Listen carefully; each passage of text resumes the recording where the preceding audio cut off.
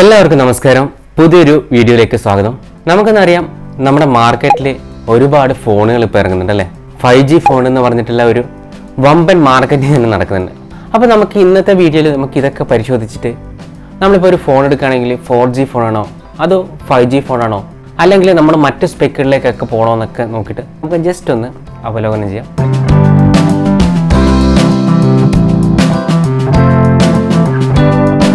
Alexander Graham bell അദ്ദേഹം ആദ്യമായിട്ട് phone കണ്ടുപിടിച്ചപ്പോഴത്തേക്ക് തന്നെ അത് ലോകത്തിൽ തന്നെ ഏറ്റവും വലിയൊരു കണ്ടുപിടുത്തങ്ങൾ ഒന്നായിരുന്നു. അങ്ങനെ കാലങ്ങൾ കഴിഞ്ഞു, പിന്നെ വയർലെസ് ടെക്നോളജിയിലേക്ക് വന്നു. അങ്ങനെയാണ് മൊബൈൽ ഫോൺ കണ്ടുപിടിക്കുന്നത് അല്ലേ. അപ്പോൾ അതൊക്കെ നിങ്ങൾക്ക് ഓൾറെഡി അറിയുന്നതായിരിക്കും.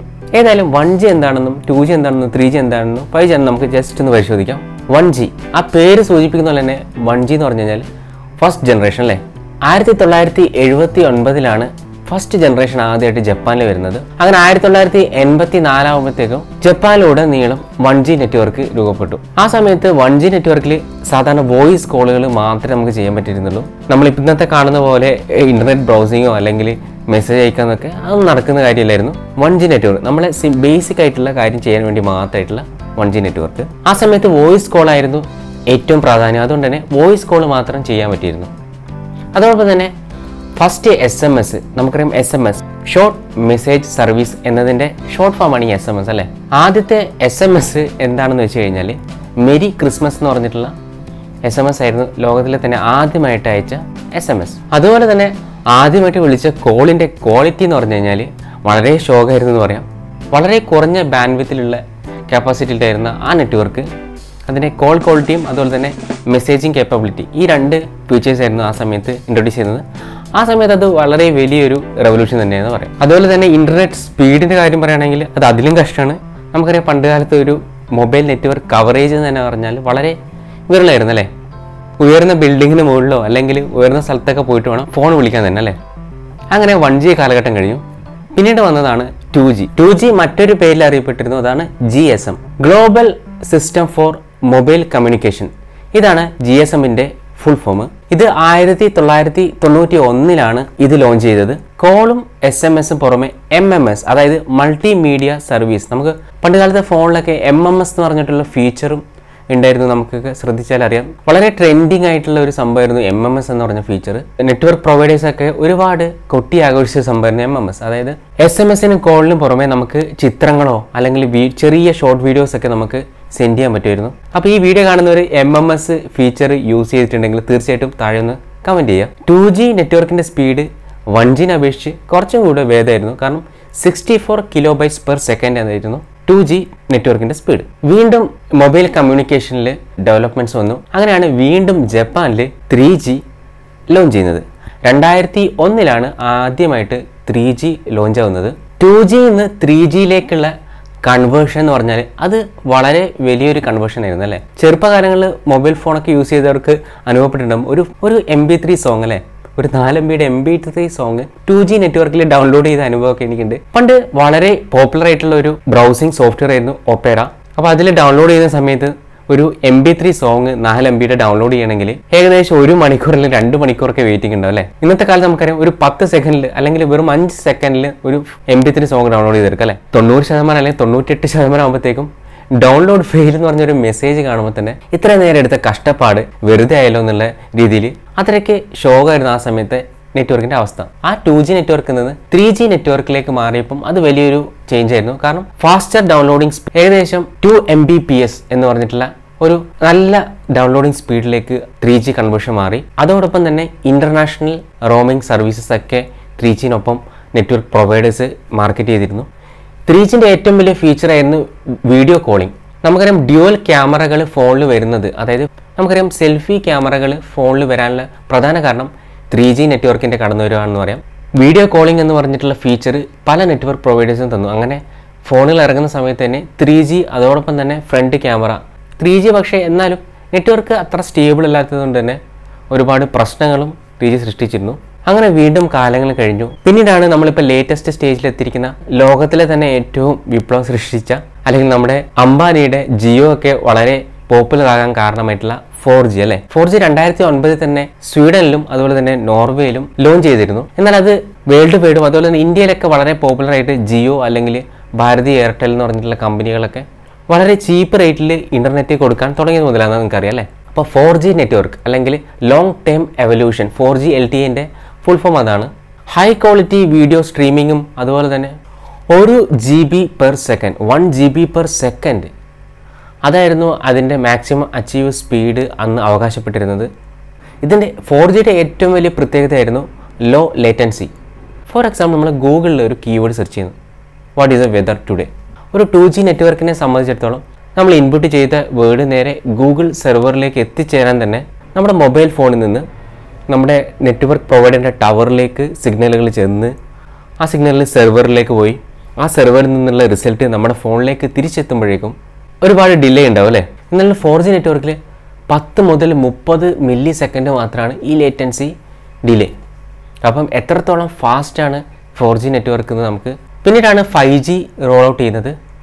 5G റോൾ ഔട്ട് ചെയ്യുന്നത് 2019 സൗത്ത് കൊറിയയിലാണ് 5G ആദ്യമായിട്ട് ലോഞ്ച് ചെയ്യുന്നത്. 60 മുതൽ 20,000 Mbps ഒക്കെ സ്പീഡ് പ്രൊവൈഡ് ചെയ്യുന്നതിൽ അവകാശപ്പെട്ടാണ് 5G ഇറങ്ങിയത്.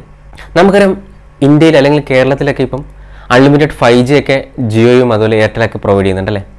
പക്ഷേ നമുക്ക് അത്രത്തോളം സ്പീഡ് കിട്ടുന്നുണ്ടോ അതോ ജസ്റ്റ് ഒരു ഗിമിക്ക് മാത്രമാണോ എന്നൊക്കെ ജസ്റ്റ് ഒന്ന് കമൻറ്റ് ചെയ്യുക എല്ലാവരും. അപ്പോൾ 5G നെറ്റ്വർക്ക് 4G നെറ്റ്വർക്കിൻ്റെ അത്ര പോപ്പുലാരിറ്റി 5G നെറ്റ്വർക്കിന് വന്നിട്ടില്ല അല്ലേ. അതിന് പല റീസൺസ് ഉണ്ട്. അതുപോലെ തന്നെ 5G നെറ്റ്വർക്ക് എന്ന് പറഞ്ഞാൽ 2 തരം, സ്റ്റാൻഡ് അലോൺ 5G അതുപോലെ തന്നെ നോൺ സ്റ്റാൻഡ് അലോൺ 5G, ഇങ്ങനെ 2 തരത്തിൽ 5G ഇറക്കുന്നവരുണ്ട്. നമുക്കറിയാം ജിയോയുടെ മാർക്കറ്റിംഗ് നോക്കുകയാണെങ്കിൽ ട്രൂ 5G എന്ന് പറഞ്ഞിട്ടുള്ള ഒരു മാർക്കറ്റിംഗ്, അതുപോലെ തന്നെ എയർടെലിൻ്റെ സ്റ്റാൻഡ് അലോൺ 5G. അപ്പോൾ എന്താണ് ഈ സ്റ്റാൻഡ് അലോൺ 5G എന്ന് പറഞ്ഞാൽ നിലവിലുള്ള ഇൻഫ്രാസ്ട്രക്ചർ, അതായത് ഒരുപാട് ഇൻവെസ്റ്റ് ചെയ്തിട്ടായിരിക്കും ഈ നെറ്റ്വർക്ക് പ്രൊവൈഡേഴ്സ് സെൽ ടവറുകളും അതിൻ്റെ ഇൻഫ്രാസ്ട്രക്ചറൊക്കെ ബിൽഡ് ചെയ്തിട്ടുണ്ടാവുക. നിലവിലുള്ള ഒരു 4G ഇൻഫ്രാസ്ട്രക്ചർ, ആ ഇൻഫ്രാസ്ട്രക്ചറിനെ 5Gയിലേക്ക് കൺവേർട്ട് ചെയ്യുന്നതിനാണ് നോൺ സ്റ്റാൻഡ് അലോൺ അല്ലെങ്കിൽ NSA അല്ലെങ്കിൽ non stand alone 5G network എന്ന് പറയാം.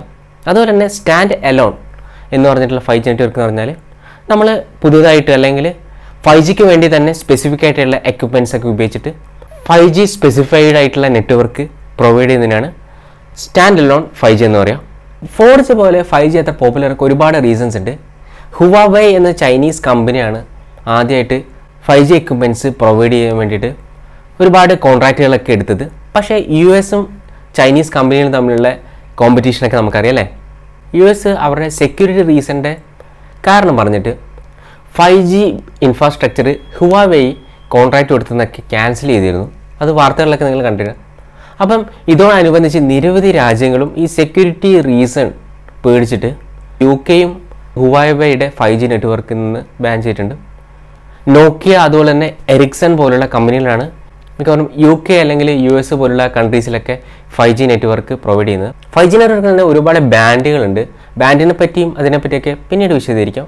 വളരെ ബേസിക്കായിട്ട് മില്ലിമീറ്റർ വേവ്, അതുപോലെ തന്നെ സബ് ജിഗാഹെർട്സ് വേവ്, അങ്ങനെ നിരവധിയായിട്ടുള്ള ബാൻഡ് ഫ്രീക്വൻസികളൊക്കെ ചേർന്നിട്ടാണ് ഈ 5G നെറ്റ്വർക്ക്. അപ്പോൾ നമ്മളൊരു 5G ഫോൺ വാങ്ങുമ്പോൾ തീർച്ചയായിട്ടും നമ്മൾ ശ്രദ്ധിക്കേണ്ടതെന്ന് വെച്ച് കഴിഞ്ഞാൽ ഈ ബാൻഡുകളൊക്കെ സപ്പോർട്ട് ചെയ്യുന്ന ഒരു 5G ഫോണാണ് നിങ്ങൾ തിരഞ്ഞെടുക്കുകയെന്ന് തീർച്ചയായിട്ടും ഉറപ്പുവരുത്തുക. കാരണം ഇപ്പം ചെറിയ ചീപ്പ് പ്രൈസിൽ 10,000 രൂപയ്ക്കൊക്കെ താഴെ നമുക്ക് 5G ഫോൺ അവൈലബിൾ ആണ്. പക്ഷേ ഇതിലൊന്നും ഈ പറയുന്ന സ്പെസിഫൈഡ് ആയിട്ടുള്ള ബാൻഡുകൾ അല്ലെങ്കിൽ എല്ലാ ബാൻഡുകളും സപ്പോർട്ട് ചെയ്യുന്ന ഫോണുകൾ വളരെ വിരളമാണെന്ന് പറയാം അല്ലേ.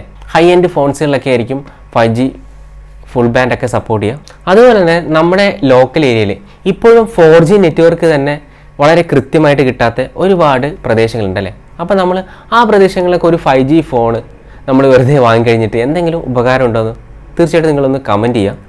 അതുപോലെ തന്നെ നിങ്ങളുടെ നെറ്റ്വർക്ക് പ്രൊവൈഡർ അവിടെ 4G നെറ്റ്വർക്കാണോ 5G നെറ്റ്വർക്ക് പ്രൊവൈഡ് ചെയ്യുന്നുണ്ടോ, അവിടെ എത്ര സ്പീഡ് കിട്ടുന്നുണ്ട്. നിങ്ങൾ 4G ഫോണിൽ നിന്ന് 5G ഫോണിലേക്ക് മാറി 5G നെറ്റ്വർക്കാണ് ഇപ്പോൾ യൂസ് ചെയ്യുന്നതെങ്കിൽ, അപ്പോൾ ഇന്ന് ലോകത്തിൽ 5G നെറ്റ്വർക്ക് എടുത്തു കഴിഞ്ഞാൽ ഏറ്റവും ഫാസ്റ്റസ്റ്റിൽ 1ാം സ്ഥാനം 5G നെറ്റ്വർക്കിൽ സൗത്ത് കൊറിയ തന്നെയാണ്. രണ്ടാമതായിട്ട് തായ്വാനാണ്. അതുപോലെ തന്നെ 3ാം സ്ഥാനത്ത് എത്തിയിരിക്കുന്നത് UAE ആണ്.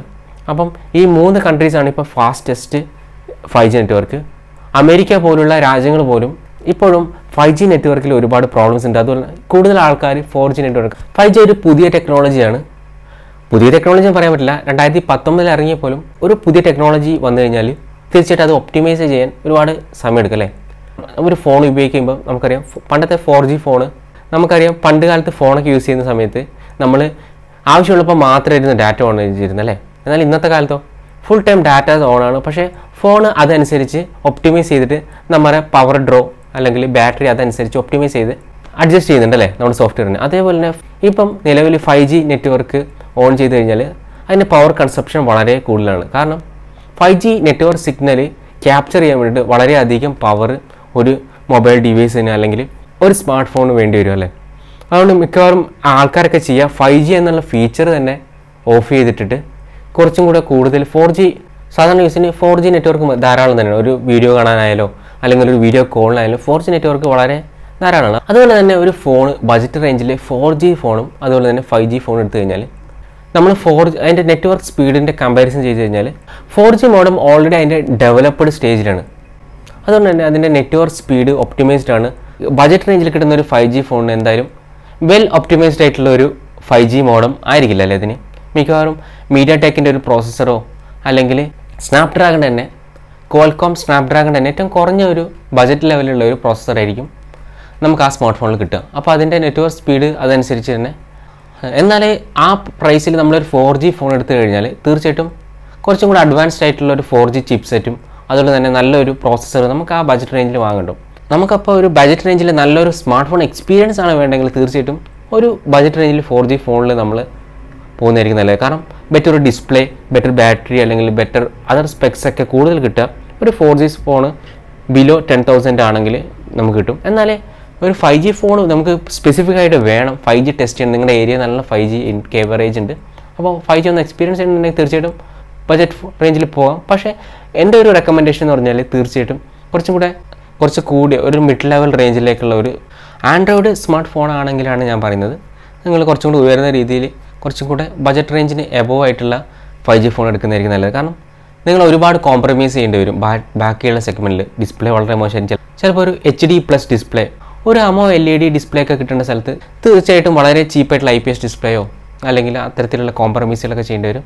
സ്മാർട്ട് ഫോൺ പുതിയതായിട്ട് ചൂസ് ചെയ്യുമ്പോൾ നിങ്ങൾ തീർച്ചയായിട്ടും ഈ കാര്യങ്ങളൊക്കെ ശ്രദ്ധിച്ച് തീർച്ചയായിട്ടും നിങ്ങളുടെ കമൻസ് നിങ്ങൾ ഏത് ഫോണാണ് യൂസ് ചെയ്യുന്നത്, അതുപോലെ തന്നെ നിങ്ങളുടെ മാക്സിമം 5G നെറ്റ്വർക്കിൽ എത്രയാണ് സ്പീഡ് ലഭിക്കുന്നത്, അതുപോലെ തന്നെ നിങ്ങളുടെ നെറ്റ്വർക്ക് പ്രൊവൈഡറിൻ്റെ സ്പീഡ് അതൊക്കെ ഒന്ന് മെൻഷൻ ചെയ്തിട്ട് തീർച്ചയായിട്ടും പുതിയൊരു വീഡിയോയിൽ കാണുന്നവരെ എല്ലാവർക്കും നമസ്കാരം.